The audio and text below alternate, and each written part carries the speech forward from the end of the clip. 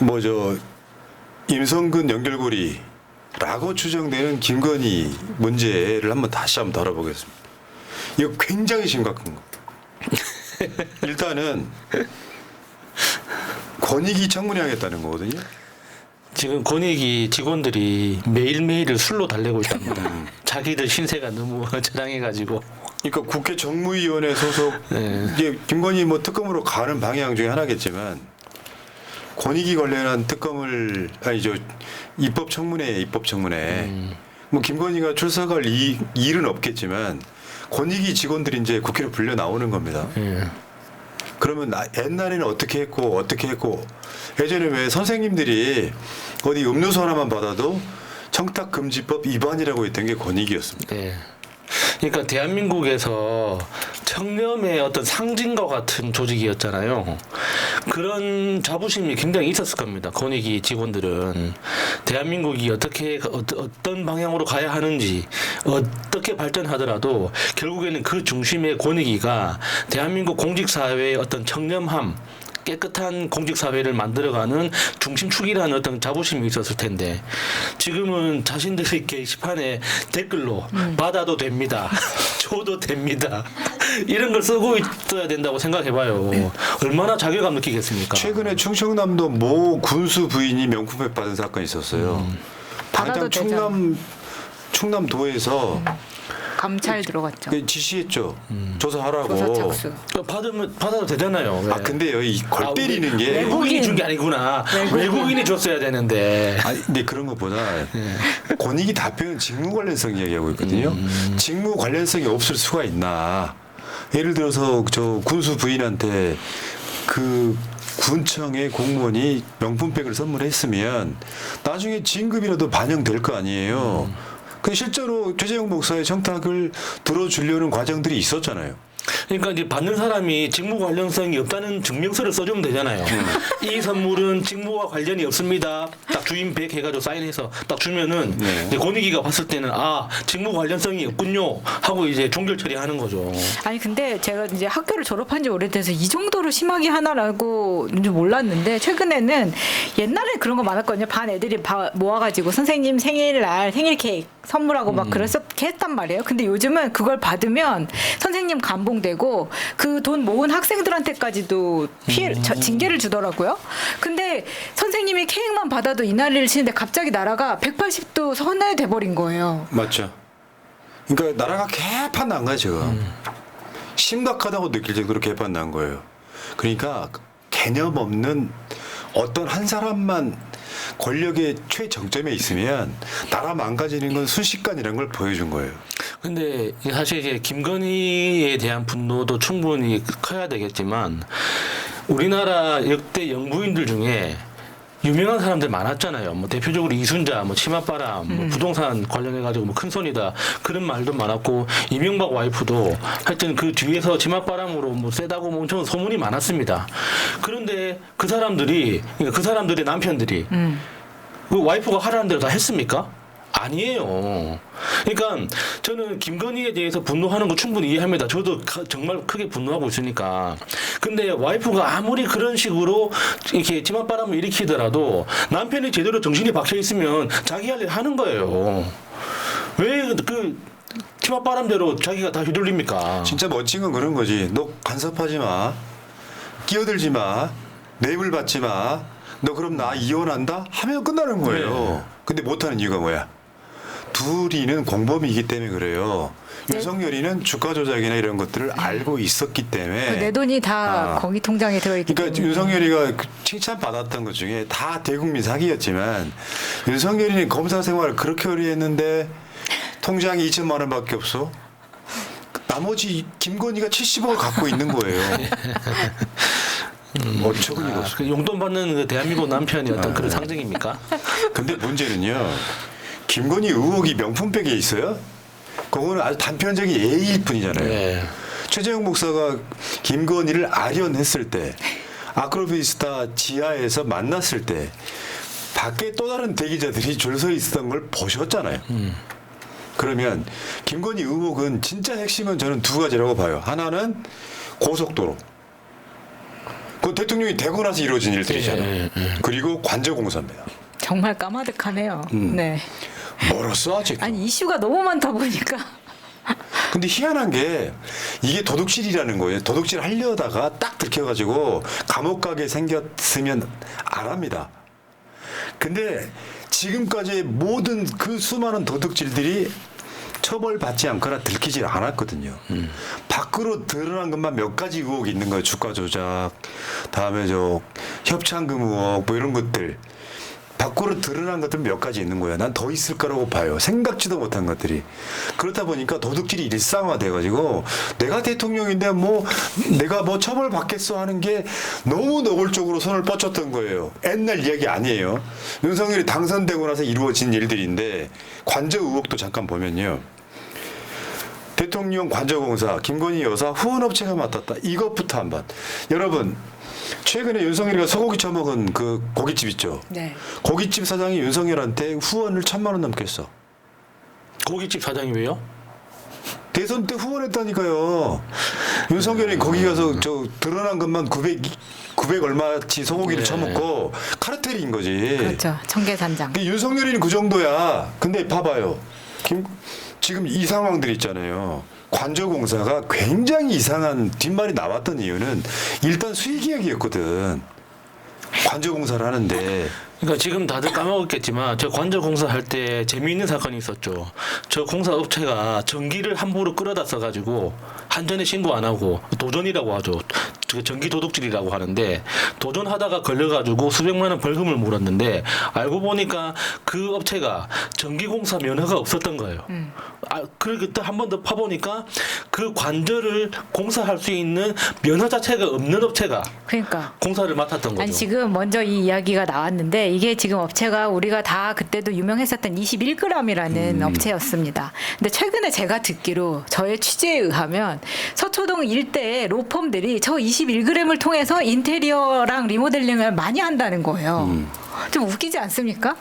왜 하필 21g이죠? 누구의 입김이 있었을까요? 그러니까 이게 계속 연결이 되는 거예요. 꼬리에 꼬리를 무는 거야. 나는 개인적으로요. 김건희가 성향이나 스타일상 내가 얻는 이득이 없는데 뭔가를 해주지 않아요.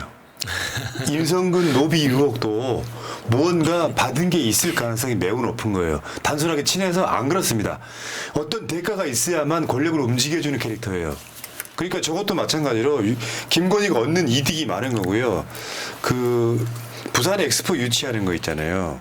그때 프레젠테이션 할 때 업체 선정도 굉장히 이상해 보였었지 않습니까? 얘네들 해외에 나가서 홍보한 게 아니에요. 예산들 있죠.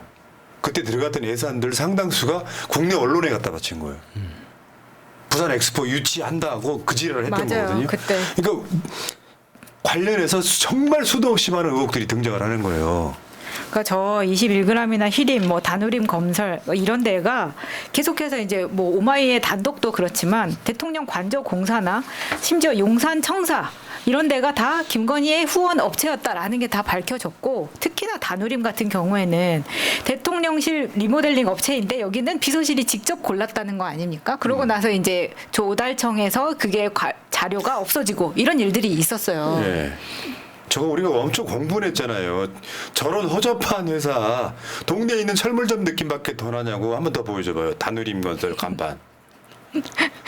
근데 저런 회사가 대통령실 리모델링을 맡았다는 게 말이 됩니까? 딱 저 회사가 저 한 칸만큼이죠. 저 간판만큼의 두 칸도 아니고 한 그래요? 칸이에요. 와 회사 정직하네. 거의 원룸 수준입니다. 그러니까 이게 지금 고속도로 종점 변경도 들켜버린 거거든요. 그걸 어그로 끌었던 애가 그 원희룡이었고요. 이번에 그래서 당대표 출마하죠. 네, 그러니까요. 그런 상황이란 말이에요.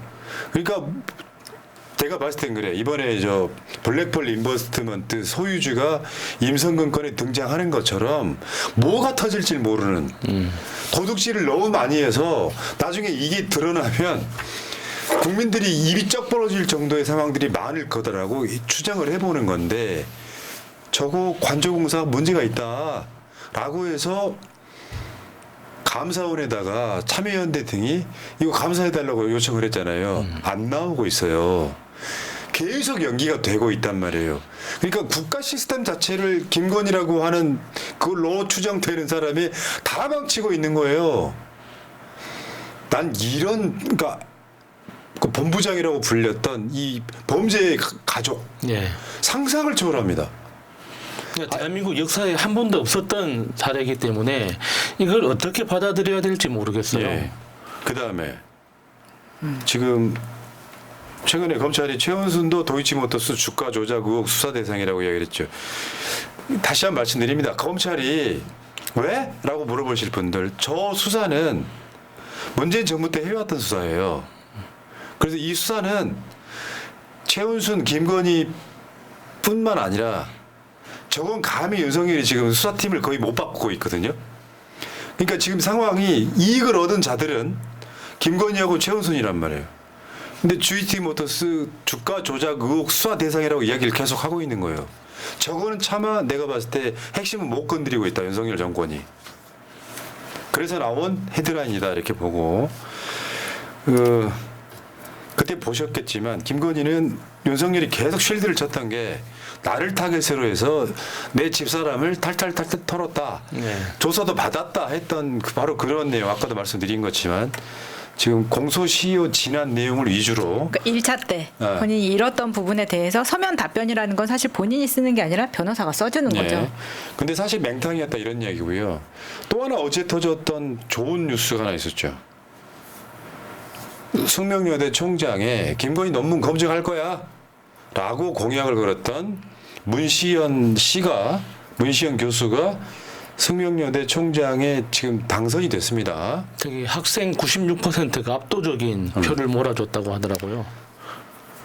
그러면 이제 9월 달인가 취임한다는 거예요. 이 기존에 있던 총장이 지금 지지를 끌고 국회에서 부르니까 막 해외 출장 가버리고 했던 그 도망 다녔죠. 도망다녔던 총장이 이제 그만두게 되는 거고 이분은 애초에 처음부터 김건희 논문 검증할게 이렇게 된 거잖아요.